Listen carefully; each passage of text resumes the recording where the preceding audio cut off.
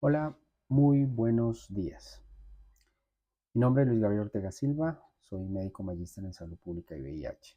Agradezco su atención en esta presentación que es titulada ¿Qué es la prevención combinada y los retos en la implementación de los programas de PrEP en Colombia? Sean bienvenidos. Empezamos, iniciamos con una mirada global de la infección por VIH de acuerdo a los reportes de ONU-SIDA para el año 2023.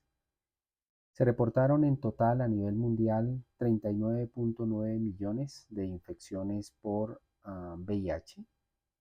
Entre los adultos suman 38.6 y los niños 1.4 millones. Sin embargo, son las mujeres y las niñas que ocupan el 53% de todas las personas viviendo con VIH.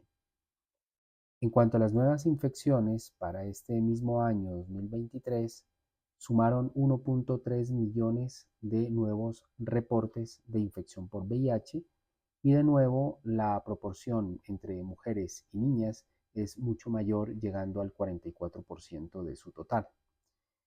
Sin embargo, en los últimos años, desde el año 2010 hasta la fecha, sí se ha visto una reducción de infecciones nuevas. Esta reducción es aproximadamente el 39% y es muy probable que se deba a la implementación a nivel mundial desde el año 2015 hasta la fecha de los programas de PrEP, de prevención combinada.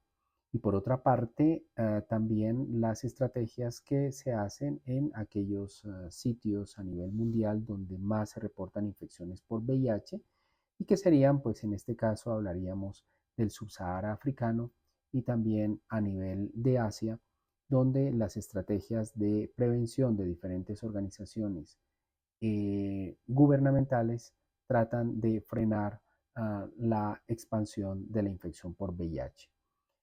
También las terapias antirretrovirales de manera oportuna han logrado una reducción desde el año 2010 hasta la fecha aproximado del 51%. Y esto lo podemos ver en esta gráfica de reducciones de mortalidad a nivel global. Para Latinoamérica, este es el último reporte de estas organizaciones de ONU-SIDA, básicamente. Pero vemos que si no mejoran las estrategias de prevención y de tratamiento, cuando hablamos de prevención estamos hablando de la estrategia PrEP y de tratamiento, que es la terapia antirretroviral, se está proyectando que para el año 2030 se va a mantener una elevación sostenida de casos de nuevas infecciones por VIH. Incluso grupos de riesgo como los mayores de 45 años se estima que para el año 2030 se duplicará, pasando de un 26% en el año 2010 hasta un 50% en el año 2030. O sea que para el año 2030 la mitad de la población con infección por VIH tendrá una edad superior a 45 años. Y las persistencias de desigualdad de género o mayor concentración de la infección en casos como en hombres que tienen sexo con hombres será una de las mayores prevalencias si estas estrategias de prevención y tratamiento no mejoran.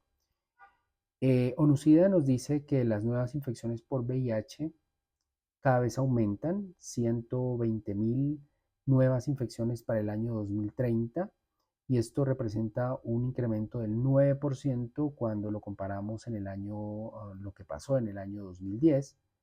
Y aparte de eso, la cobertura de terapias antirretrovirales no ha llegado a ser la óptima, que sería el 95%, sino apenas el 73%. Y esto también tiene implicaciones sobre el control de los casos nuevos de infección por VIH, y también tendrá impacto sobre la expansión de la infección por VIH. Proyecciones para el año 2030 nos hablan de que estas desigualdades de género cada vez van a ser persistentes y llama la atención que los hombres van a representar aproximadamente el 73% de los casos para el año 2030 frente a un 69% de lo que veníamos reportando para el año 2010. En Colombia, datos de la cuenta de alto costo estiman que las infecciones nuevas, ¿sí? Lo que se ha reportado por el número de personas que viven con infección por VIH desde el año 2012 al año 2024 viene en incremento. Sin embargo, ONUCIDA estima que aproximadamente en Colombia debería haber 230.000 personas viviendo con VIH, pero la cuenta de alto costo nos habla de que se han diagnosticado 186.000. Esto sugiere que aproximadamente alrededor de 44.000 personas desconocen su diagnóstico porque pues no han accedido a la prueba de diagnóstico de infección por VIH. Entre febrero del año 2023 y enero del 2024 se diagnosticó, de acuerdo a la cuenta de alto costo, alrededor de 14.000 casos nuevos de infección por VIH. La cobertura de tratamiento es aproximadamente del 80% en promedio. La supresión viral, es decir, aquellos que están con terapia antirretroviral, han logrado tener una carga viral por lo menos por debajo de las 1000 copias en el 89.4%.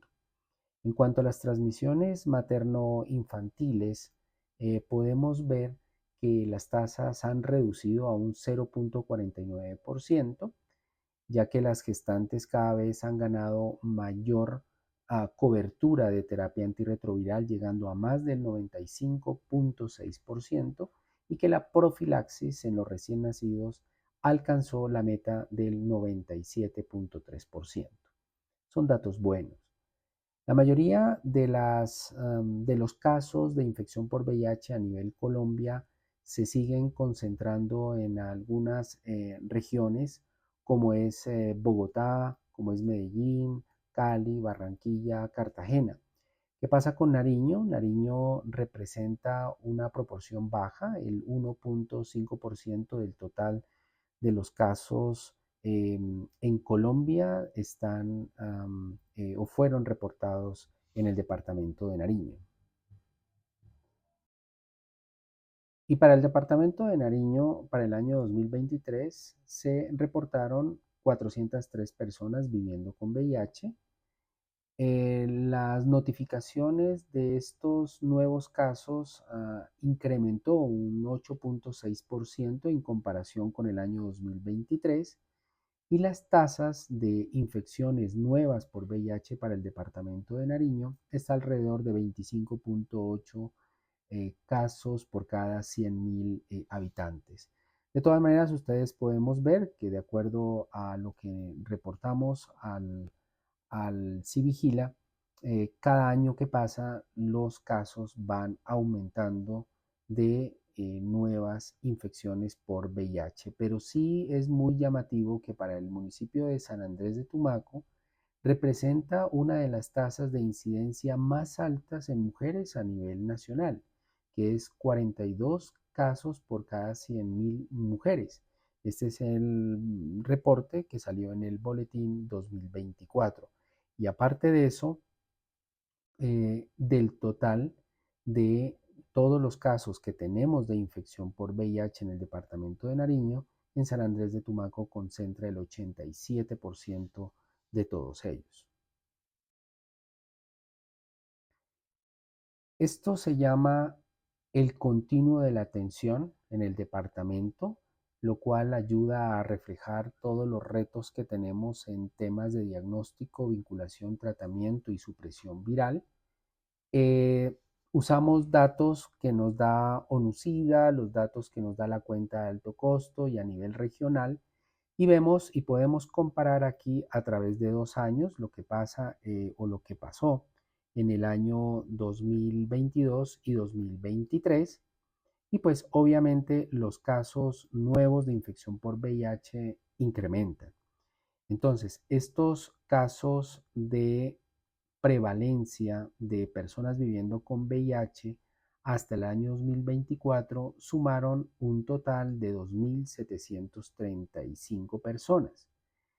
Estas personas que están en terapia antirretroviral se estiman que está alrededor de 2.260, es decir, con un 82%, y aquellas que están indetectables en un 77%.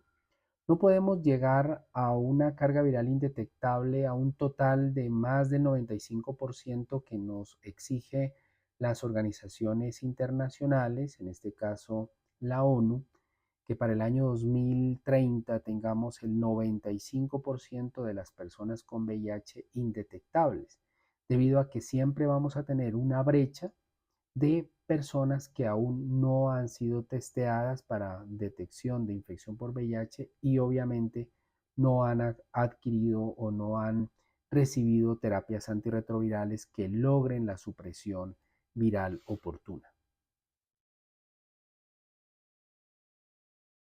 Aquí observamos la distribución geográfica de estos casos, pero ya por municipios, según los datos de la Semana Epidemiológica 11 de este año 2025.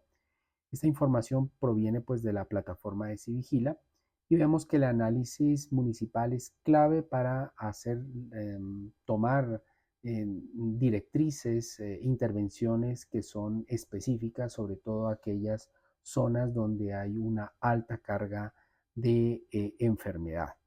Entonces, Tumaco, pues está uno de los municipios donde más reportan, ¿sí?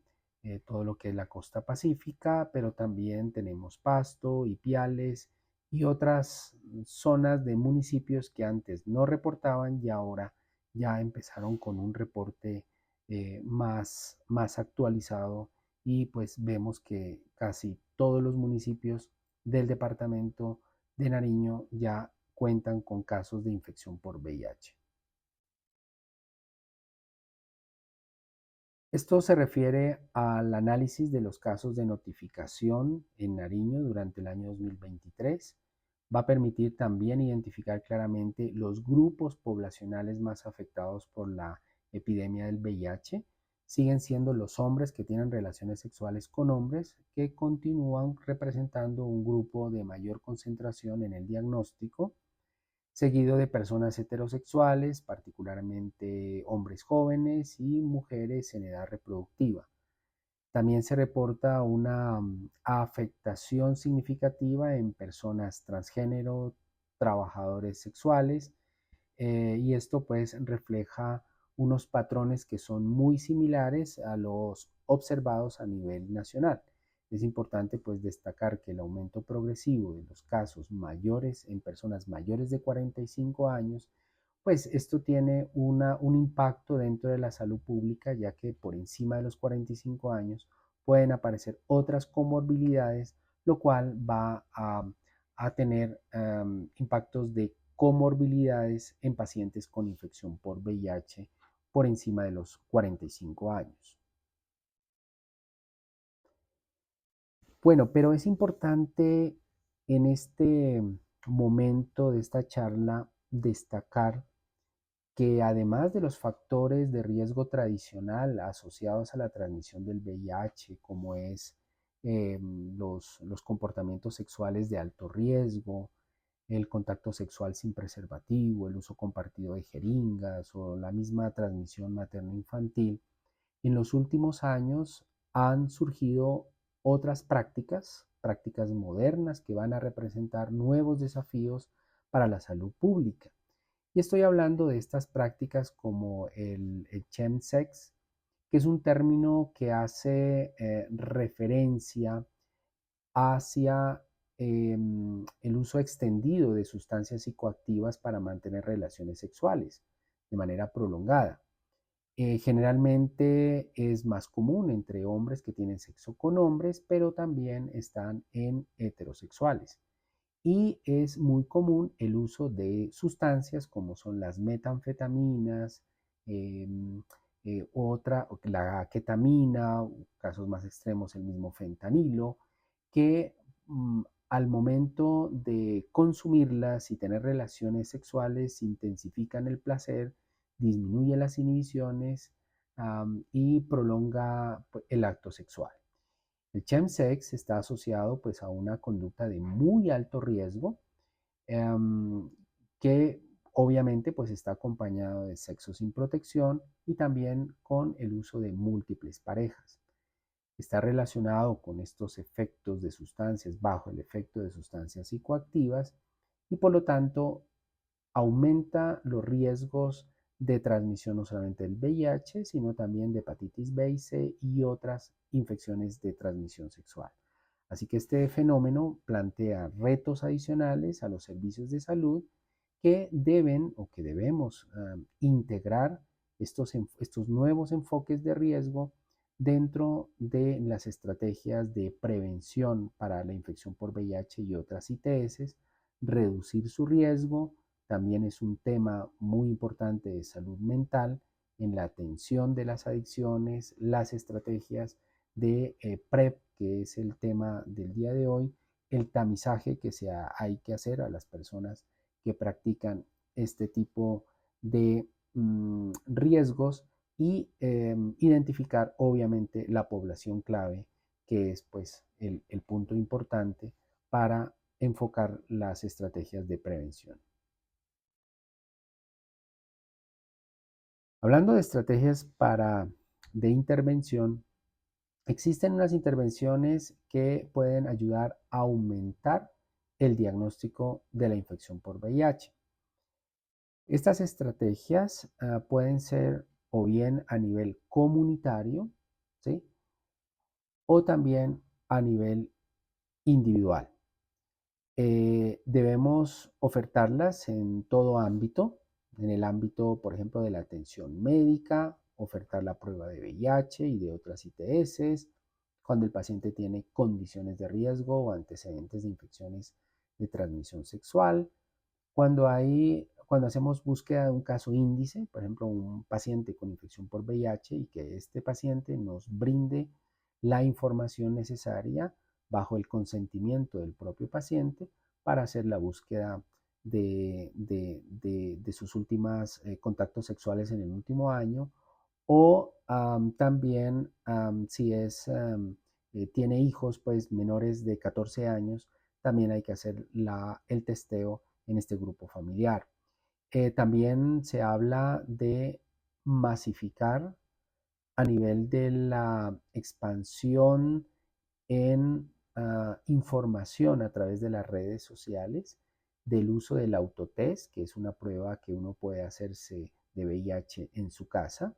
Y para eso pues es clave el uso de estos mensajes y las redes sociales y también la identificación de puntos críticos geográficos donde hay un aumento en la transmisión de infección por VIH, esto es por georreferenciación, y lo que es todas las estrategias de prevención combinada, que es lo que vamos a hablar en adelante.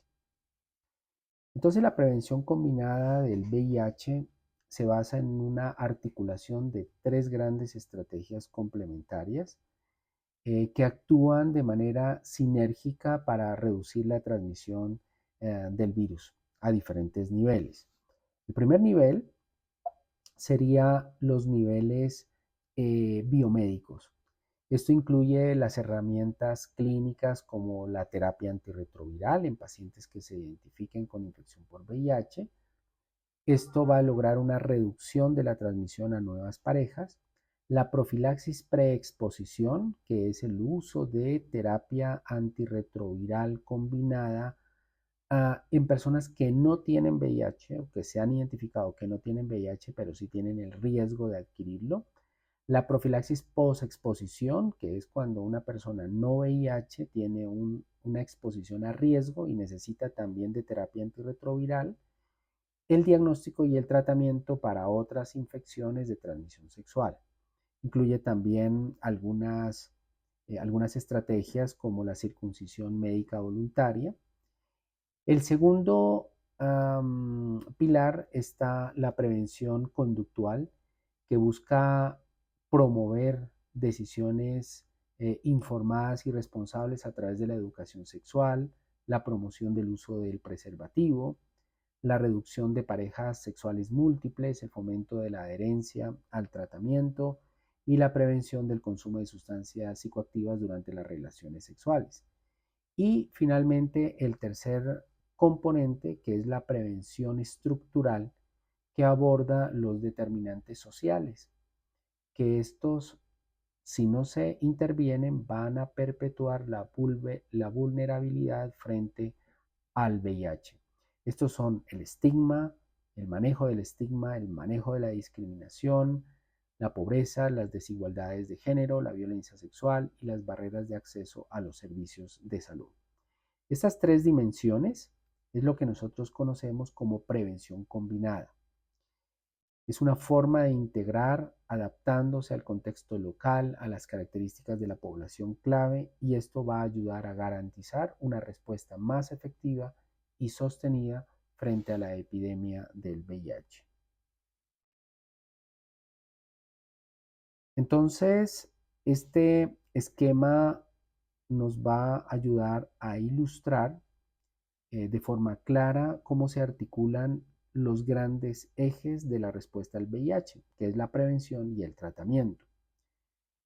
A la izquierda podemos encontrar la vía de la prevención, y en esta vía de la prevención tenemos como es el acceso a las pruebas de VIH y de otras ITS, la consejería para la PrEP, que es la profilaxis preexposición, que es dar una terapia antirretroviral en personas que no tienen VIH, el uso del preservativo y pues otras estrategias que acabamos de hablar que son de alto impacto para evitar adquirir el VIH.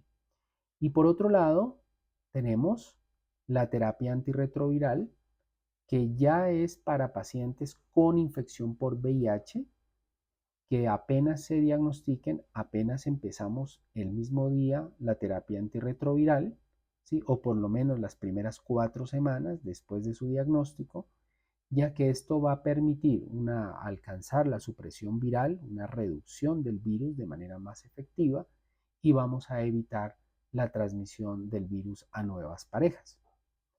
Entonces, cada vez que nosotros tomamos una población vulnerable y hacemos el testeo para la infección por VIH, si la prueba es negativa, los pacientes van a una estrategia de prevención. O sea, se va a lo que es el PrEP, el uso de preservativos, tratamiento de ITS y todos los servicios de prevención combinada. Si la prueba es positiva, el paciente va a los programas de atención integral, inicio temprano en las primeras 4 semanas de terapia antirretroviral y el mantenimiento del paciente en estos programas, es decir, que mantenga la adherencia de las terapias antirretrovirales. Siempre es importante, entonces hemos hablado de PrEP, pero también hay otra palabra que nos puede parecer algo extraña, que es el PEP. ¿Cuál es la diferencia de las dos? Estas dos herramientas son herramientas del pilar biomédico de la prevención combinada. Es fundamental hacer la diferenciación de las dos. La PrEP se llama profilaxis preexposición. Esto viene de las siglas en inglés. ¿Y en qué consiste? Consiste en tomar de manera anticipada un medicamento. Un medicamento que lo estábamos usando en pacientes con infección por VIH, pero acá estamos entendiendo que es una persona sin VIH, pero que puede tomar un medicamento anticipadamente para evitar su transmisión. Estos medicamentos se llaman antirretrovirales. Se entiende que son pacientes o en personas VIH negativas, pero que tienen un alto riesgo de adquirirlo. Por ejemplo, una persona que tenga relación sexual con otra persona que sí tiene VIH, trabajadores sexuales o quien tiene relaciones sexuales sin uso de preservativo de manera frecuente. Entonces, en ellos indicaría el uso de la PrEP. El objetivo de la PrEP es prevenir la infección antes de una posible exposición y la eficacia de esta PrEP puede llegar a más del 90% si se toma el medicamento de manera constante. En cambio, la PEP, ¿sí?, significa profilaxis post-exposición, que es una terapia antirretroviral completa de emergencia que se administra después de una exposición reciente de alto riesgo por VIH en un plazo rápido, que debe ser antes de las 72 horas, cuando la persona tenga, por ejemplo, una relación sexual sin protección con una persona VIH positiva, o que no se conozca si tiene o no VIH la otra persona. Entonces debe iniciar dentro de las primeras 72 horas posteriores a la exposición la terapia antirretroviral completa, que es el uso de 3 medicamentos, 3 fármacos. ¿Por cuánto tiempo? 28 días como mínimo, de manera consecutiva y sin interrupción. Entonces, en resumen, PrEP se toma antes, de forma anticipada y sostenida, como medida preventiva, y la PEP se toma después, como una medida de urgencia para reducir el riesgo de transmisión. Los países que han implementado el PrEP hasta, este es un slide que podemos ver a marzo del año 2024, según la Organización Mundial de la Salud, fueron 152 países ya informaron que tienen PrEP en sus programas, de los 162 que están o que de manera obligatoria reportan a la Organización Mundial de la Salud.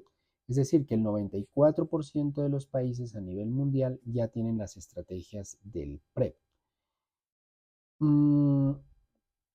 Los países, esto no es reciente, desde el año 2015 la Organización Mundial de la Salud lo nombra como una estrategia eficaz, y en el año 2018 los primeros países, Estados Unidos, Reino Unido, Francia, Noruega, Australia, Israel, Canadá, Kenia, Sudáfrica, Perú, Tailandia, eran los países que ya habían implementado como tal los programas de PrEP. Colombia entró de último, ¿sí?, en la fila. En el año 2023 fueron ya avalados por el Ministerio de Salud la guía de prevención, o la guía PrEP, lo que se llama la guía PrEP, que es lo que vamos a mostrar en adelante. ¿Cuál es la eficacia del PrEP? Es importante siempre saberlo, ya que la profilaxis preexposición ha demostrado, primero, ser altamente efectiva en la prevención del VIH, ser muy eficaz, o ser, aparte de eso, el hecho de tomar de manera constante un medicamento es capaz de reducir casi el 90% de infecciones por VIH a través de las relaciones sexuales, y el 74% en caso de usuarios por drogas inyectables. Todo esto pues se ha avalado en diferentes estudios clínicos, diferentes metaanálisis, y obviamente la eficacia de estas terapias preventivas están al acorde a la adherencia de la persona que las toma. Es decir, que el uso de la mayor eficacia, la mayor herramienta de eficacia de prevención con la infección por VIH por estas estrategias PrEP es la adherencia. O sea que la adherencia tiene que ser lo más cercano a más del 90% en la toma para lograr una eficacia cercana al 90% de prevención. Y esto también pues lo vemos en diferentes estudios sobre la efectividad de que uno de los fármacos más activos y de mayor uso en este momento para las estrategias PrEP es el tenofovir diproxilfumarato. Este TDF, lo vamos a llamar TDF, viene en combinación con entricitabina.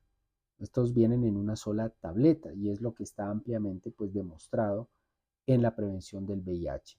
Diferentes estudios han sido avalados para el uso de este medicamento, los estudios IPREX, Partner, PROUNT, IPERGAY, VOICE.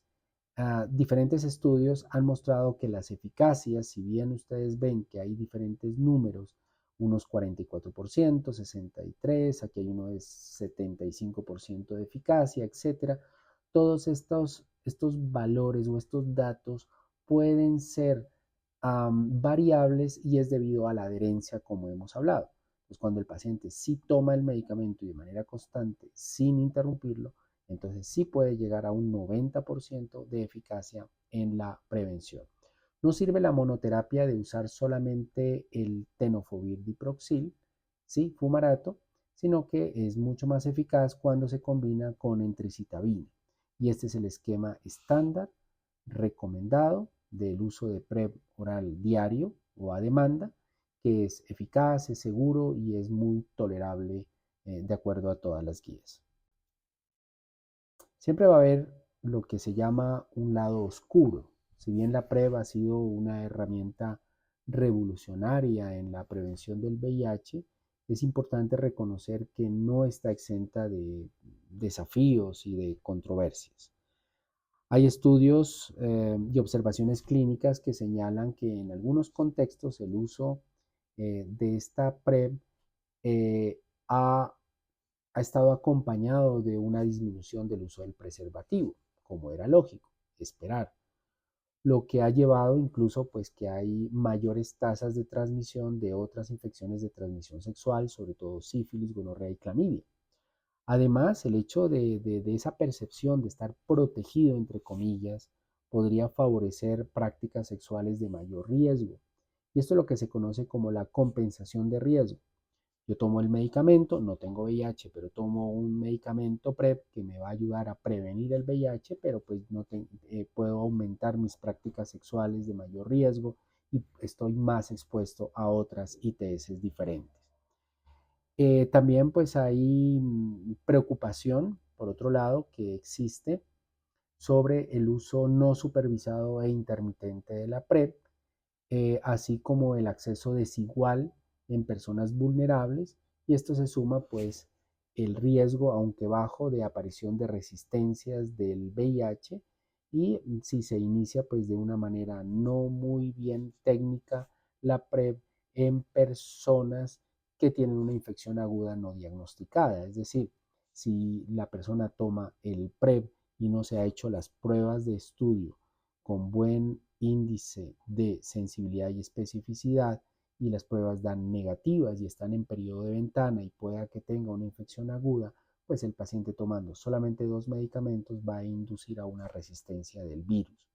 Por eso la PrEP, cuando se implemente, tiene que estar implementado en un modelo de atención integral con personas capacitadas, como lo están haciendo ustedes, para que antes de la PrEP deban de usar primero un tamizaje regular, un tamizaje que se hace en el momento, un mes después de la toma, la educación, la consejería y un acompañamiento médico continuo. Entonces, hace algunos años, que no fueron muchos, en el año 2023, empezaron a aparecer diferentes estudios qué se podría hacer con el incremento de las infecciones por clamidia, por sífilis y por la propia gonorrea.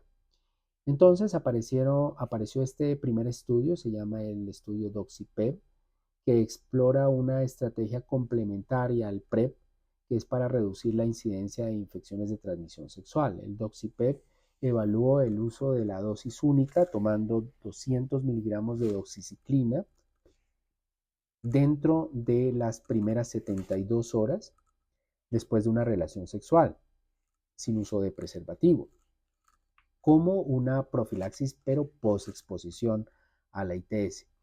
Estos resultados fueron publicados en el New England of Medicine en el año 2023, mostraron una reducción bastante significativa de infecciones bacterianas como sífilis, clamidia, gonorrea en poblaciones de alto riesgo, especialmente hombres que tenían sexo con hombres.